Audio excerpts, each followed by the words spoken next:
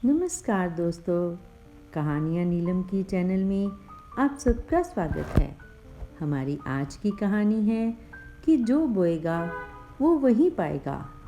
आज पूरे 3 वर्षों के बाद विनय अपने देश भारत लौट रहा था और अपनों से मिलने की खुशी से अंदर ही अंदर उत्साहित हो रहा था। उसने अपने आने की खबर भी अपने घर वालों को नहीं की थी, क्योंकि वह उन्हें सरप्राइज़ देना चाहता था। नौकरी के सिलसिले में अमेरिका गया था, लेकिन इन 3 वर्षों में अपने काम में कुछ ऐसा उलझ गया कि अपने देश वापस लौटकर नहीं आ सका। एयरपोर्ट पर उतरकर विनय सोचने लगा कि पिछली बार जब उसकी पत्नी ईशा से उसकी बात हुई थी तो उसने बताया था कि माँ की तबीयत आजकल ठीक नहीं रहती। शायद उन्हें शहर की हवा रास नहीं आई, इसलिए कुछ दिनों के लिए वह गांव में रहने चले गए हैं। कुछ समय के लिए उन्होंने शांति काकी के घर पर ही एक कमरा किराए पर ले लिया है। विनय जल्द से जल्द अपने माँ बाबूजी से मिलना चाहता था, इसलिए वह एयरपोर्ट पर उतरकर अपनी पत्नी से मिले बिना टैक्सी करके सीधा गांव के लिए निकल गया। गांव पहुंचकर जैसे ही टैक्सी से बाहर निकला तो गांव की मिट्टी की सौंधी सौंधी खुशबू उसे अपनी ओर आकर्षित करने लगी। उसका बचपन उसकी आंखों के सामने किसी चलचित्र की तरह दिखाई देने लगा। शांति काकी के घर जाते हुए वह गांव की हर एक गली और हर एक नुक्कड़ को बड़े ध्यान से देखता जा रहा था और अपने माता पिता के साथ वहां बिताए गए अनमोल पलों को याद करता जा रहा था। जब विनय शांति काकी के घर पहुंचा तो उसे देखते ही काकी के चेहरे पर मुस्कुराहट फैल गई। प्रणाम काकी, कैसी हैं आप? मैं अच्छी हूँ बेटा, तुम लोगों का क्या हाल चाल है? मैं ठीक हूँ काकी। ऐसा कहते हुए विनय इधर उधर नज़रें दौड़ाने लगा। उसकी नज़रें अपने माता पिता को ढूंढ रही थी। तभी शांति काकी बोली, क्या हुआ बेटा, किसे ढूंढ रहा है? फिर विनय कहने लगा, काकी मेरे माँ बाबूजी कहाँ हैं? बहुत समय हो गया उनसे मिले हुए, क्या आप उन्हें बुला देंगी? विनय की बात सुनकर शांति काकी हैरान रह गई। ये क्या बात कर रहे हो बेटा, मुझे तो कितने साल हो गए तेरी माँ से मिले हुए। यह सुनकर विनय के चेहरे का रंग उड़ गया और फीकी सी मुस्कुराहट के साथ बोला, लेकिन काकी माँ बाबूजी तो यहीं गांव में आपके घर पर रह रहे थे ना? नहीं विनय बेटा, तुझे कोई गलत फहमी हुई होगी। तेरी माँ बाबूजी तो कब से यहाँ आए ही नहीं। यह सुनकर विनय सोच में पड़ गया। बाहर निकलकर विनय ने गांव के अन्य लोगों से भी पूछताछ की, लेकिन उसे कुछ पता नहीं चला। आखिर माँ बाबूजी है कहाँ? यह सोचते हुए उसने अपनी पत्नी को फ़ोन लगाकर उससे पूछना चाहा, तो पाया कि उसकी पत्नी का फ़ोन स्विच ऑफ था। उसने बहुत बार कोशिश की, लेकिन अपनी पत्नी से बात नहीं कर पाया। थक हार कर विनय वापस टैक्सी में बैठ गया और अपने शहर की ओर निकल पड़ा। विनय को इतना परेशान देखकर टैक्सी ड्राइवर ने उससे उसकी परेशानी का कारण जानना चाहा, तो विनय ने उसे सारी बात बता दी। जैसे ही वे लोग शहर पहुंचे तो टैक्सी ड्राइवर ने गाड़ी को माता रानी के मंदिर के बाहर रोक दिया और कहने लगा, बाबूजी इस मंदिर की बहुत मान्यता है। कहते हैं इस मंदिर में माथा टेक कर जो भी मांगो वह मुराद पूरी हो जाती है। टैक्सी ड्राइवर की यह बात सुनकर विनय भी उस मंदिर में माथा टेकने चला गया। मंदिर में प्रार्थना करने के बाद उसने देखा कि मंदिर के आंगन में बहुत भीड़ जमा थी, क्योंकि वहाँ कुछ लोगों द्वारा प्रसाद वितरित किया जा रहा था और बहुत से गरीब लोग वहाँ से प्रसाद लेकर खा रहे थे। तभी उसकी नज़र एक बूढ़े व्यक्ति पर पड़ी। वह व्यक्ति मैले कुचैले कपड़ों में था। उसकी दाढ़ी और नाखून बड़े हुए थे और बहुत मुश्किल से चल पा रहा था। वह भीड़ में घुसकर प्रसाद लेने की कोशिश कर रहा था, परंतु घुस नहीं पा रहा था। वह कमज़ोर बूढ़ा व्यक्ति बार बार कोशिश करता, परंतु भीड़ में टिक नहीं पाता। लेकिन जैसे तैसे कोशिश करने के बाद जब वह प्रसाद लेने के लिए पहुंचा, तब तक प्रसाद समाप्त हो चुका था। वह बूढ़ा व्यक्ति निराशा से निढाल होकर वहीं बैठ गया। विनय को उस वृद्ध व्यक्ति पर बहुत तरस आया। वह दौड़कर उनके पास आया और उनके कंधे पर हाथ रखकर कहने लगा, बाबा, आप परेशान मत हो, मैं आपके लिए खाना लेकर आता हूँ। ऐसा कहते हुए जैसे ही विनय खाना लेने के लिए जाने लगा तो एकाएक चौंक गया। उसे उस वृद्ध व्यक्ति में अपने पिता की झलक दिखाई दी। वह जाते जाते अचानक रुक गया और उस वृद्ध व्यक्ति की ओर गौर से देखा तो उसे ऐसा लगा जैसे उसकी आंखों के सामने अंधेरा ही छा गया हो। वह देखकर दंग था कि मैले कुचैले कपड़ों में वह बुजुर्ग व्यक्ति और कोई नहीं बल्कि उसके पिता राधे श्याम जी थे, जिनकी आंखें चेहरे के अंदर तक धंस चुकी थी और शरीर कंकाल मात्र रह गया था। विनय को अपनी आंखों पर यकीन नहीं हो रहा था। रूंधे गले से वह बोला, पिताजी, आप यहाँ इस हालत में, आपकी ये हालत कैसे हो गई और आप कहाँ चले गए थे? मैंने आपको कहाँ कहाँ नहीं ढूंढा। ऐसा कहते हुए विनय अपने पिता के गले लग गया। तभी राधे श्याम जी ने उसे झटकते हुए कहा, अब क्या लेने आया है मेरे पास, या फिर यह देखने आया है कि तेरे माँ बाप जिंदा भी हैं या मर गए? तभी विनय बोला, नहीं पिताजी, ऐसा मत कहिए, मुझे आप लोगों की ऐसी हालत के बारे में कुछ भी मालूम नहीं था। तभी राधे श्याम जी उसे घृणा भरी नज़रों से देखते हुए बोले, अच्छा चलो, मान लिया कि तुम्हारी हालत के बारे में पता नहीं था, लेकिन हमारे यहाँ आए लगभग 3 महीने बीत चुके हैं। अपनी पत्नी को तो घर पर तू रोज़ फ़ोन करता ही होगा। क्या तूने हमारे बारे में अपनी पत्नी से पूछना तक जरूरी नहीं समझा? नहीं पिताजी, ऐसी बात नहीं है। मैंने ईशा से आपके बारे में पूछा था तो उसने मुझे बताया कि माँ की तबीयत ठीक नहीं चल रही थी, इसलिए गांव की शुद्ध हवा में रहने की माँ की बहुत इच्छा थी, तो उन दोनों को मैंने कुछ दिनों के लिए गांव भेज दिया है। मैंने उससे पूछा भी था कि माँ बाबूजी गांव में कैसे रहते हैं, क्योंकि अब गांव का मकान तो बिक चुका है। तो ईशा ने मुझे बताया कि आप लोग शांति काकी के मकान में किराए पर रहते हैं। उसने ये सब बातें मुझे ऐसे बताई तो मैंने भी उस पर यकीन कर लिया। मुझे माफ़ कर दीजिए पिताजी। विनय ने अपने पिता के पैर पकड़ते हुए कहा और पूछने लगा, माँ कहाँ है पिताजी? तभी राधे श्याम जी विनय को लेकर सावित्री जी के पास पहुँचे, जो मंदिर के बाहर फुटपाथ पर एक पुरानी सी चादर बिछाकर बैठी हुई थी और राधे श्याम जी का इंतजार कर रही थी। उन्हें देखते ही विनय की आंखें आंसुओं से सराबोर हो गई और रुंधे स्वर में विनय बोला, माँ, माँ। स्वर सुनकर सावित्री जी की आंखें अचानक विनय की ओर देखने लगी और उसे देखते ही गुस्से से बोली, क्या करने आया है हमारे पास? चला जा यहाँ से। तभी विनय रोते हुए अपनी माँ से बोला, अपने इस नालायक बेटे को बस एक बार माफ़ कर दीजिए माँ, गलती मेरी ही है जो मैंने ईशा पर आंखें बंद करके भरोसा किया और उस पर यकीन करके आप दोनों की जिम्मेदारी उसे देकर मैं विदेश चला गया था। लेकिन मुझे मालूम नहीं था कि जब मैं आप लोगों से मिलूँगा तो आपकी ऐसी हालत में देखूँगा। लेकिन माँ, आज मैं कसम खाता हूँ कि आप लोगों की एक एक परेशानी का हिसाब लूँगा। माँ, आप खुद ही सोचिए, क्या आपका विनय आपके साथ कभी ऐसा कर सकता है? आपकी ये हालत देखकर मुझ पर जो बीत रही है वह मैं ही जानता हूँ।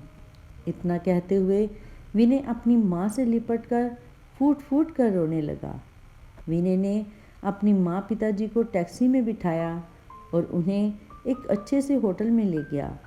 वहाँ उन्हें भरपेट खाना खिलाया, वहीं उनके रहने का इंतज़ाम करवाया। इतने आलीशान होटल को देखकर राधे श्याम जी और सावित्री जी हैरान रह गए। तभी विनय बोला, माँ, पिताजी, आप यहाँ आराम से बैठिए, सब कुछ ठीक हो जाने पर मैं आपको घर लेकर चलूँगा। सबसे पहले मुझे पूरी बात बताइए ताकि मुझे भी पता चले कि ईशा ने मुझे क्या क्या छुपाया है। बेटा क्या बताऊँ, तेरे जाने के बाद 4-5 महीने तक तो बहू का व्यवहार बहुत अच्छा था। हम तो खुद को बड़े ही खुश नसीब समझ रहे थे और ईश्वर का हर पल शुक्रिया अदा करते थे कि हमें ऐसे बेटा बहू मिले। लेकिन हमें क्या पता था कि बहू का व्यवहार केवल हमें भ्रमित करने के लिए है। जब उसे ये मालूम चला कि तू अभी और 2 साल के लिए अमेरिका में ही रहने वाला है तो उसका रवैया एकदम से बदल गया।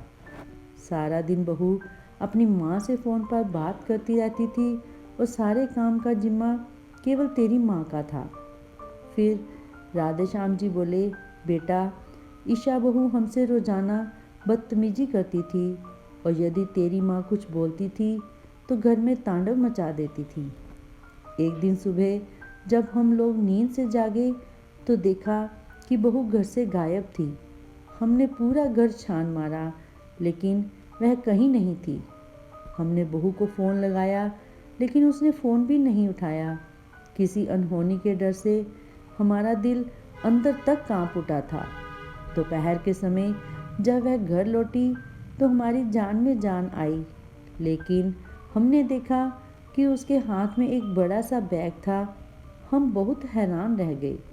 इससे पहले कि हम उसे कुछ पूछते उसने बोला, माँ पिताजी आप लोग आज के आज और अभी के अभी अपना सामान अपने कमरे में से निकाल लीजिए और स्टोर रूम में रख दीजिए। आज से आप हॉल में सोएंगे क्योंकि आज से मेरी माँ इस घर में रहेंगी। ये क्या कह रही हो तुम बहू, हम हॉल में कैसे सो सकते हैं? तुम्हारी माँ तो कुछ दिनों के लिए आई होगी, तो एक काम करो, तुम्हारी माँ और सावित्री अंदर कमरे में बेड पर सो जाएंगे और मैं यहाँ हॉल में सो जाऊँगा। राधे श्याम जी बोले तो ईशा बोली, मैंने कब कहा कि मेरी माँ यहाँ कुछ दिनों के लिए आई हैं? ये उनका घर है और वह अब यहाँ हमेशा के लिए रहेंगी और आप लोगों से मैं जितना कहा है आप उतना ही कीजिए। ईशा ने गुस्से में कहा तो राधे श्याम जी बोले, बहू तुम्हें मालूम है कि सावित्री की तबीयत ठीक नहीं रहती, उसकी कमर में बहुत दर्द रहता है, उससे ज़मीन पर नहीं लेटा जाएगा। वह सब मैं नहीं जानती, जल्दी से कमरा खाली कीजिए, नहीं तो इस घर के दरवाजे खुले हैं, आप लोग अपना इंतज़ाम खुद देख सकते हैं। बहू ईशा की बात सुनकर सावित्री जी को बहुत बुरा लगा। वह गुस्से से बोली, आप जरा विनय को फ़ोन लगाइए, मुझे उससे बात करनी है। और विनय बेटा, यह बात होने के बाद हमने तुझे कितनी बार फ़ोन मिलाया था, लेकिन तूने एक बार भी हमारा फ़ोन उठाना ज़रूरी नहीं समझा। यह बात सुनकर विनय हैरान रह गया और बोला, लेकिन माँ पिताजी मेरे पास तो आपका कोई फ़ोन नहीं आया। अरे हाँ, याद आया, मेरा फ़ोन नंबर बदल गया था और इसके बारे में मैंने ईशा को भी बताया था और उससे कहा था कि आपको भी इस बात की खबर कर दे। फिर राधे श्याम जी बोले, लेकिन बेटा हमें बहू ने इस बारे में कुछ नहीं बताया। हम तो अब यही सोच रहे थे कि तू भी बदल गया है, तूने भी हमसे मुंह मोड़ लिया है। फिर सावित्री जी बोली, बेटा मैंने बहू को एक बार कहा भी था कि मेरी एक बार विनय से बात करवा दो। तभी ईशा ने कहा, मेरे पति ने आपका ठेका नहीं ले रखा है क्या? हर बात पर आप लोग विनय को फ़ोन लगाने की बात करते हैं। वह वहाँ काम करने गए हैं, आराम करने नहीं। और वैसे भी उन्हें सब मालूम है। उनकी रजामंदी से ही मैं अपनी मम्मी को यहाँ पर लेकर आई हूँ। हाँ पिताजी, मुझे ईशा ने यह कहा था कि वह अपनी मम्मी को हमारे घर लेकर आ रही है क्योंकि उसके भाई भाभी उसकी मम्मी का ठीक से ख्याल नहीं रखते और उनसे झगड़ा करते हैं। लेकिन पिताजी, यदि मुझे मालूम होता कि ईशा आप लोगों को आपके कमरे से निकाल रही है तो मैं आपके साथ कभी ऐसा नहीं होने देता। फिर राधे श्याम जी नम आँखों से कहने लगे, बेटा, बहू ने हमारी ऐसी हालत कर दी थी कि हमारे पास कोई और चारा ही नहीं बचा था और हमने सोच लिया था कि यदि 2 रोटी खानी है तो बहू की बातें चुपचाप सुननी होगी। बेटा, एक दिन तेरी माँ को बुखार चढ़ा था और मैं उसकी सेवा में लगा था। वैसे तो पूरे घर का काम तेरी माँ ही करती थी, तो उसे दिन बहू ने आकर कहा कि मेरे मामा जी घर आ रहे हैं, इसलिए माँ जी आज अच्छा सा खाना बनाइएगा। तो मैंने कहा कि कैसे निर्दयी हो तुम बहू, क्या तुम्हें नज़र नहीं आ रहा कि तुम्हारी सास बीमार है? तुम्हें तो इसकी सेवा करनी चाहिए, उल्टा तुम उसे काम बता रही हो। इस पर समदन जी मुझे कहने लगी कि आप जाकर इनके लिए दवाई ले आइए, दवाई खा लेंगे तो राहत भी मिलेगी और काम में मन भी लगेगा, और वैसे भी तबीयत ठीक हो या नहीं हो, घर का काम तो करना ही पड़ता है। तो बेटा, मुझे समदन जी की यह बात सुनकर बड़ी हैरानी हुई और मैंने गुस्से में कह दिया कि आप भी एक औरत हैं और आपको मेरी पत्नी का दर्द समझना चाहिए। आज मेरी पत्नी घर का कोई काम नहीं करेगी। फिर सावित्री जी बोली, बेटा, उस दिन के बाद ईशा बहू और समदन जी दोनों मिलकर आए दिन हमें बातें सुनाती। बहू ने तो हमें खाना तक देना बंद कर दिया था। जैसे तैसे करके मैं या तेरे पिताजी रसोई घर में जाकर अपने लिए खाना बनाकर लाते और खा लेते। उसमें भी बहू चिल्लाती थी। एक दिन घर पर बहू ने किटी पार्टी रखी और घर पर बहू की बहुत सी सहेलियां आई हुई थी। उस दिन बहू ने हमें कहा कि रसोई में 15 लोगों का खाना बनाना है और तेरे पिताजी को कुछ पैसे देकर बाजार से सामान लाने के लिए भेज दिया और मुझे खाना बनाने के काम पर लगा दिया। यहाँ तक कि जब खाना तैयार हो गया तो सबको परोसने के लिए भी हम दोनों को ही कहा। समदन जी और बहू मेहमानों के साथ पत्ते खेलने में व्यस्त हो गई। सब लोग हंसी के ठहाके ला रहे थे। बीमार होने के कारण मुझसे इतना सब काम नहीं किया जा रहा था। यह सब देखकर तेरे पिताजी का गुस्सा उबल पड़ा और उन्होंने सारा खाना उठाकर फर्श पर गिरा दिया। ये सब देखकर बहू का पारा 7वें आसमान पर पहुंच गया। वह चिल्लाकर बोली, आप लोगों की इतनी हिम्मत कि मेरी सहेलियों के सामने मेरी बेइज्जती कर दी। उधर बहू की माँ मोहिनी जी भी बहू को भड़काते हुए कहने लगी, बेटी ईशा, तुम ही इन लोगों को तरस खाकर घर में बैठाए हुए हो, निकाल कर बाहर क्यों नहीं करती इन लोगों को? हाँ माँ, आप ठीक कह रही हैं। इन्हें घर में रखकर मैं इन पर एहसान कर रही हूँ और यह मेरे एहसान का इस तरह बदला दे रहे हैं। जल्दी से अपना सामान समेटिए और चले जाइए यहाँ से। यह सब बताते हुए सावित्री जी फूट फूट कर रोने लगी और कहने लगी, बेटा, तू नहीं जानता, बहू ने भरी दोपहर में हमें घर से बाहर निकाल दिया। हम कहाँ जाते? गांव वाला मकान भी अब अपना नहीं रहा था। हम लोग सड़क पर आ गए थे। मेरी हालत तो पहले से ही खराब थी। अपमान के तूफान झेलकर तेरे पिताजी भी बीमार रहने लगे। थोड़ी थोड़ी देर में इन्हें सांस चढ़ने लगता था। हम कहाँ जाते, कैसे खाते? इसलिए हम इस मंदिर के बाहर आकर बैठ गए। लेकिन तुम हम तक कैसे पहुँचे बेटा?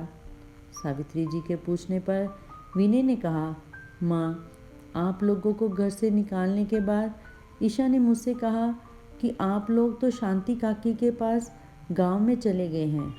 और जब मैंने कुछ दिनों के बाद उससे पूछा कि माँ बाबूजी का फ़ोन क्यों नहीं लग रहा, तो उसने बताया कि आपका फ़ोन घर पर ही रखा है और आप लोग गांव वालों के साथ तीर्थ यात्रा पर गए हैं। इस कारण आप लोगों से बात नहीं हो पाएगी। मुझे थोड़ा सा शक भी हुआ, क्योंकि यदि आप तीर्थ यात्रा पर जाते तो मुझसे एक बात जरूर करते, यूँ बिना बिताए ना जाते। इसलिए मैं जल्दी काम निपटाकर भारत वापस आ गया। मुझे आप लोगों की बहुत चिंता हो रही थी, इसलिए यहाँ माथा टेकने आ पहुँचा और आप लोगों को ऐसी हालत में पाया। लेकिन आप लोग बिल्कुल चिंता मत करना, अब मुझे सब पता चल चुका है। अब तो उस जालिम औरत को मज़ा चखाने का समय है। उसे उसकी औकात ना दिखाई तो मैं भी आपका बेटा नहीं। ऐसा कहकर विनय अपने घर लौट आया। जैसे ही घर पहुंचा तो देखा कि दोनों माँ बेटी बैठे हुए चाय और स्नैक्स का आनंद ले रही थी। उसी समय ईशा की माँ मोहिनी बोली, बेटी ईशा, तूने अपने सास ससुर को यहाँ से निकाल तो दिया, लेकिन एक बार देखना तो चाहिए था कि वे लोग कहाँ गए और क्या कर रहे हैं। कहीं उन्होंने दामाद जी को सारी खबर कर दी तो हमारा क्या होगा। अरे माँ, आप भी क्या बात करती हैं। जब उन्हें अपने बेटे का फ़ोन नंबर ही नहीं मालूम तो वह उसे फ़ोन कैसे करेंगे। आप निश्चिंत रहिए, और वैसे भी उनके आने में अभी बहुत समय बाकी है, तब तक तो वे दोनों स्वर सिधार जाएंगे। ऐसी हालत में भला कितने दिन जीवित रहेंगे। ईशा ने हंसते हुए कहा। तभी मोहिनी जी बोली, लेकिन बेटी, अगर दामाद जी पूछेंगे तो तुम क्या बताओगी।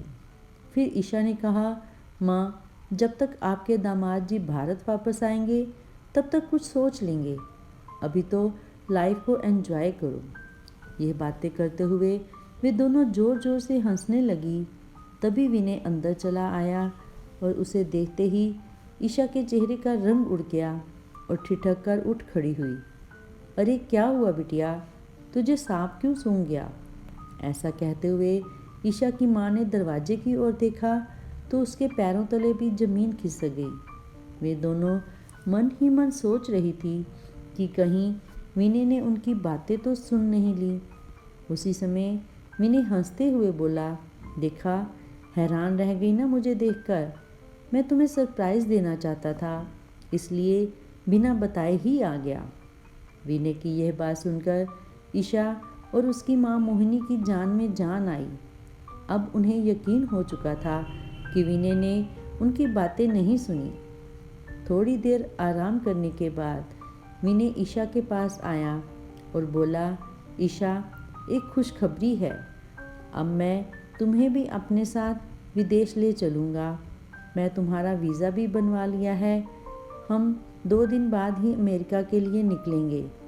माँ और पिताजी तो तीर्थ यात्रा पर चले गए हैं, तो उनका आना अभी नहीं हो पाएगा, और जब आएंगे तो मैं उनसे बात करके उनका यहीं रहने के लिए इंतज़ाम करवा दूँगा।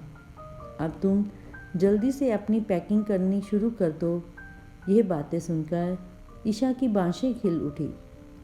खुशी के मारे उसके पैर जमीन पर नहीं पड़ रहे थे। तभी मोहिनी जी, जो ये सब बातें सुन रही थी, परेशान होते हुए बोली, ईशा बिटिया, तुम तो विदेश जाने के बारे में सोच रही हो, लेकिन यह भी तो सोचो, फिर मेरा क्या होगा।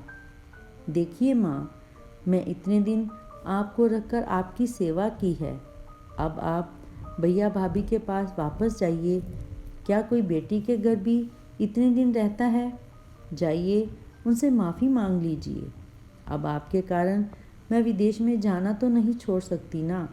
पता है मैं कितना तरसती थी विदेश में जाने के लिए, और अब जब मौका मिल रहा है तो मैं इस मौके को हाथ से नहीं जाने दूंगी। अपनी बेटी के मुंह से ये बातें सुनकर उसकी माँ हैरान रह गई। अगले ही दिन उसने अपनी माँ को अपने घर से विदा कर दिया और खुशी खुशी विदेश जाने की तैयारी में जुट गई। जिस दिन उसकी फ़्लाइट थी, विनय ने उस फ्लाइट में बैठाकर कहा, तुम यहीं बैठो, मैं बस 2 मिनट में आया। लेकिन जब फ़्लाइट उड़ने का समय हुआ तब तक भी विनय वापस नहीं लौटा था। ईशा ने घबराते हुए बैग में से अपना फ़ोन निकाला। तभी उसने देखा कि फ़ोन के पास एक कागज़ रखा हुआ था।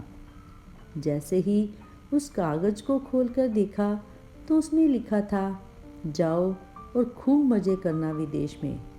अब तुम्हें मालूम पड़ेगा कि किसी इंसान को अकेला और बेसहारा छोड़ देने का क्या मतलब होता है? तुमने मेरे माँ पिताजी को घर से धक्के मारकर निकाल दिया था, उन्हें दर दर की ठोकरें खाने पर मजबूर कर दिया था, खून के आंसू रुलाया है तुमने उन्हें। अब तुम भी विदेश में भीख मांगना, और जब भीख मांगकर पैसे इकट्ठे हो जाएं तो वापस आ जाना और अपनी माँ के साथ ही रहना, क्योंकि अब मेरा तुमसे कोई रिश्ता नहीं है। जब तक ईशा ने यह पत्र पढ़ा तब तक फ्लाइट उड़ चुकी थी। हवाई जहाज़ के उड़ने के साथ साथ उसे ऐसा महसूस हुआ कि उसकी जान ही निकलती जा रही है। विदेश में रहने की अपनी इच्छा के कारण वह अपने सास ससुर से छुटकारा पाना चाहती थी, और अपनी इसी इच्छा के कारण उसने अपनी माँ को भी बेसहारा छोड़ दिया। आज ईशा विदेश में दर दर की ठोकरें खा रही थी और अपने किए पर पछता रही थी, क्योंकि आज वो अपने ही बुने जाल में बुरी तरह फंस चुकी थी। इधर राधे श्याम जी और सावित्री जी की शादी की 50वीं सालगिरह पर विनय ने उन्हें एक बड़ा सा आलीशान फ्लैट खरीद कर दिया और होटल से उन्हें सीधा इस फ्लैट में लेकर गया और बोला, माँ पिताजी, आपको शादी की 50वीं सालगिरह बहुत बहुत मुबारक हो।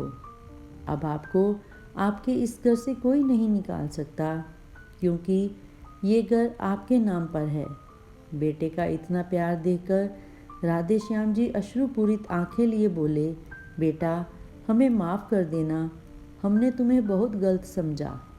आज उन तीनों की आंखों में खुशी के आंसू थे। कुछ समय के बाद विनय के पास ईशा का फ़ोन आया, लेकिन विनय ने उसका फ़ोन काट दिया। उसने कई बार फ़ोन लगाया, लेकिन विनय ने नहीं उठाया। तब राधे श्याम जी ने पूछने पर विनय ने उन्हें सब कुछ बता दिया कि किस तरह उसने ईशा को उसके किए की सज़ा दी। थोड़ी देर में ईशा का फिर से फ़ोन आया तो राधे श्याम जी ने फ़ोन उठाया। उधर से ईशा के रोने की आवाज़ आई और फिर गिड़गिड़ाते हुए बोली, बाबूजी, मुझे माफ़ कर दीजिए, मैंने आप लोगों के साथ बहुत बुरा किया, जिस कारण विनय ने मुझे अकेला छोड़ दिया है। उन्होंने मुझसे सारे रिश्ते ख़त्म कर दिए हैं। आप ही उन्हें कुछ समझाइए। मैं कसम खाती हूँ कि आज के बाद आप लोगों को कोई तकलीफ़ नहीं होने दूंगी। ईशा के इतना कहने पर राधे श्याम जी और सावित्री जी का दिल पिघल गया। उन्होंने बेटे से कहकर ईशा के आने का इंतज़ाम करवाया। 2 दिन बाद ईशा घर पहुंच गई। उसने अपने सास ससुर के पैरों में गिरकर उनसे माफ़ी मांगी और उनकी खूब सेवा करने लगी। आज एक बेटे ने दुनिया वालों के सामने एक मिसाइल कायम कर दी थी, लेकिन उधर ईशा की माँ मोहिनी जब अपने घर पहुंची तो देखा कि उनका सारा सामान स्टोर रूम में शिफ्ट हो चुका था।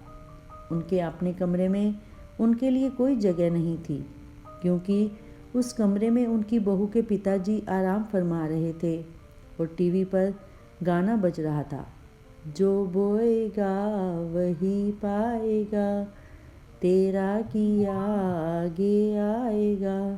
दोस्तों, कहानी अच्छी लगी हो तो कृपया चैनल को ज़रूर सब्सक्राइब करें।